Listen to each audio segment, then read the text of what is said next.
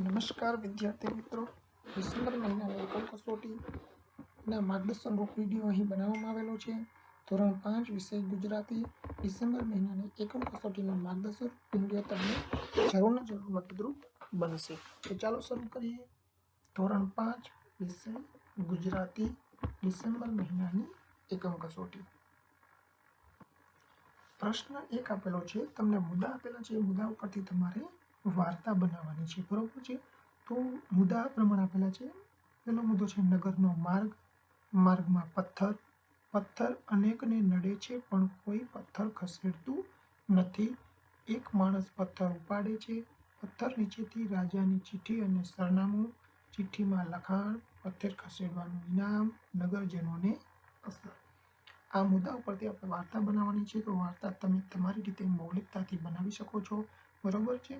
તો વાર્તા બનાવી શકાય છે. ફક્ત ઉદાહરણ માટે અહીં આપેલી છે. તમે તમારી વિવેક બુદ્ધિનો ઉપયોગ કરી અને તમારી રીતે પણ વાર્તા બનાવી શકો છો. વાર્તાનું શીર્ષક આપી શકાય પથ્થર ખસેડવાનું ઇનામ. એક નગર હતું.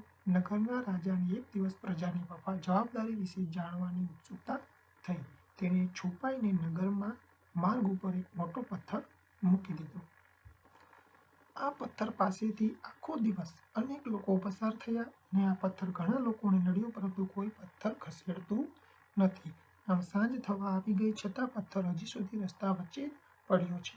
એવામાં ત્યાંથી એક માણસ પસાર થયો અને તેણે રસ્તા વચ્ચે પડેલા આ પથ્થરને જોયો.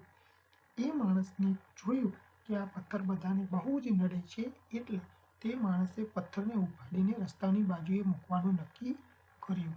જેવો તે માણસે આ પથ્થર ખસેડ્યું કે તરત જ તેને પથ્થર નીચે એક ચિઠ્ઠી દેખાણી. તે માણસે પથ્થર રસ્તાની એક બાજુ મૂકી દીધો અને ત્યારબાદ ચિઠ્ઠી ખોલીને જોયું તો તે રાજાની ચિઠ્ઠી હતી. ચિઠ્ઠીમાં રાજાએ આ પથ્થર ઉપાડવા બદલનું ઇનામ લખ્યું હતું અને સાથે આ ઇનામ મેળવવાનું સરનામું પણ લખ્યું હતું. તે માણસ આ સરનામે રાજાના દરબારમાં ગયો. રાજાએ આ માણસને ખૂબ જ આદરભાવ સાથે પથ્થર ઉપાડવાનું ઇનામ 100 સોના મોહર આપી. આ જોઈ સૌ નગરજનો અચરજમાં પડી ગયા અને નગર પ્રત્યે પોતાની જવાબદારીનો તેઓને ખ્યાલ આવી ગયો. હવે પ્રશ્ન 2 છે કે આપેલા પ્રશ્નોના જવાબ લખો. પ્રશ્ન 1 છે, ચરણોમાં કાવ્યમાં કવિને વહેલી સવારે ચાલવા જવાનું શા માટે ગમે છે? તો તેનો જવાબ તમે લખી શકો છો કે વહેલી સવારે આકાશમાં રંગો રેલાય છે અને પંખીઓ કલસોર કરે છે. અજવાળું થતાં ધીરે ધીરે પહાડ, નદી તેમજ મેદાન ઉઘાડતા નજરે પડે છે. સવારનો પવન ધરતીની સુગંધ ફેલાવે છે અને સવારમાં કુદરતની સુંદરતા અને તાજગીનો અનુભવ થાય છે. તેથી કવિને વહેલી સવારે ચાલવા જવાનું ગમે છે. બીજો પ્રશ્ન છે, કદર પાઠમાંથી તમને કયું પાત્ર વધારે ગમ્યું, શા માટે?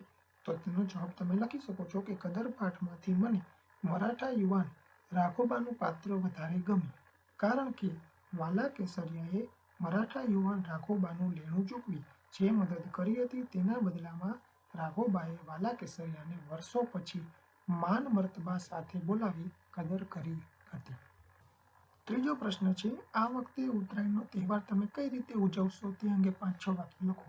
હાલમાં કોરોના હોય, બરોબર, તેના અનુસંધાનનો ઉલ્લેખ કરીને તમારે જવાબ લખવાનો છે કે આ વખતે ઉત્તરાયણનો તહેવાર અમે સોશિયલ ડિસ્ટન્સ અને માસ્ક પહેરીને ઉજવીશું. આ વખતે કોરોનાની મહામારી ચાલી રહી છે, તેથી બિનજરૂરી બહાર નીકળવાનું ટાળીશું અને અમારી અગાસી ઉપર જ રહીશું. ખૂબ જ ઉત્સાહથી પતંગ ચગાવીશું અને મમ્મીએ બનાવેલા તેલ, સિંગની ચીક્કી, મમરાના લાડુ, શેરડી વગેરે અગાસી ઉપર ખાશું અને પતંગ ચગાવવાની મોજ માણીશું. અગાસી ઉપર વાગતા સંગીતના તાલ સાથે આનંદ, ઉત્સાહ અને ધૂમધામથી સાવધાનીપૂર્વક ઉત્તરાયણનો તહેવાર ઉજવીશું. પ્રશ્ન 4 છે, ઉદાહરણને આધારે સરખા પ્રાસવાળા શબ્દો લખો.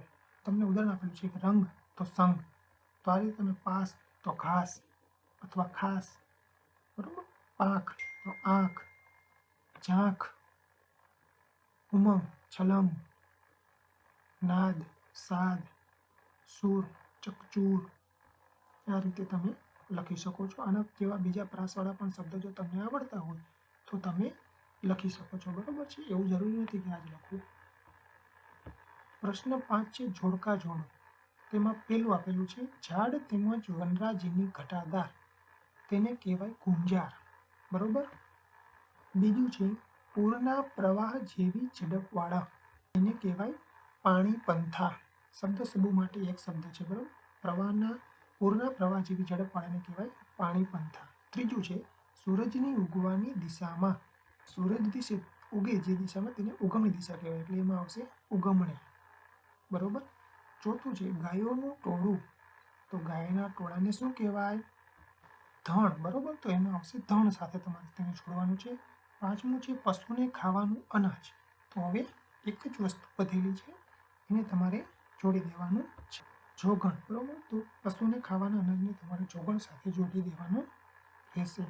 આ રીતે શબ્દ સમૂહ માટે એક શબ્દ છે કે ઝાડ તેમજ વનરાજીની ઘટાદાર એનું જવાબ આવે કુંજાર. પૂરના પ્રવાહ જેવી ઝડપવાળા સાથે આવે પાણી પંથા. સૂરજની ઉગવાની દિશાને આવે ઉગમણે.